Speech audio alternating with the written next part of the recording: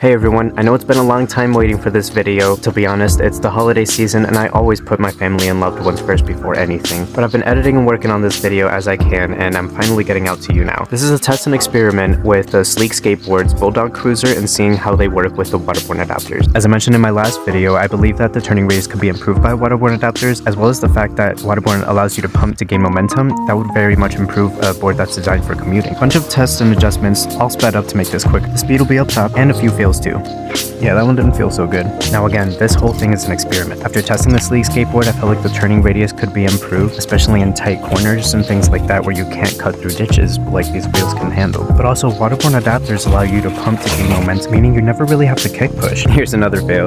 My wrist hated that one. And I fell those couple times because of the wet leaves and the wet concrete. Not a good combo. But yeah, being that this board was designed for better commuting, I felt like adding the pump ability from Waterborne to be able to pump for speed, not having to kick push, would further improve this commuter board, and this just wasn't tuned up right just yet. Changing the bushings on the rail adapter as well as adjusting the tightness of the trucks themselves allowed this to have a much better car. However, the front still had a lot to dive. With Waterborne's new fin system, I felt like this could help in the mega pump mode because that reduces dive but further improves the pump. I'll have a full description video about their new fin system very soon for you all, so stay tuned for that. But so far it's looking a lot better. It feels a lot better. As you can see here, I'm flowing a little more naturally, definitely not busting my ass. Even a little hang 10 right here. Trying what I call the ankle test, just rotating my ankle, checking the dive on it. The back's good, but the front's still really divey. All in all though, this has a lot of potential here. In this run, I've got a lot more flow, more confidence of course. The wheels don't really take away from the pump ability. I can still mess around like this. Like I mentioned in my last review video, I believe this really has some potential to be improved by the pumping ability from Waterborne, making this more of a long distance pumping type of commuter and furthering the distance that you can go, especially with not having to kick push. So while this experiment was a success in many ways, there was one more test I did and I didn't actually get footage of it, and that was a downhill bomb test. Now, as a lot of you have seen from my previous Waterborne videos, I know how to set up the Waterborne adapters to be solid while going downhill. Now again, this is a previous video of me bombing hills with Waterborne adapters. This is not the actual test footage of the Slēk skateboard going downhill. So during the downhill test with the Slēk skateboard, I was getting some major speed wobble. I did a lot of adjusting and tuning, and even still I would get some deadly speed wobble. So I tried that downhill test one more time just without the Waterborne adapters. I just set it exactly how it came out of the box, and guess what?